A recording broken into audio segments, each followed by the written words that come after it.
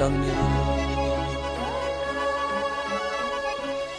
Waylele kootu lele waya wadai jimana bu mismaruma gabbarri qalawee barchaan dubraa kuma yeesi waan fuudhu teenya tumbaasuma abadnuma fuudha yeesini zoree boruutu jaaruma.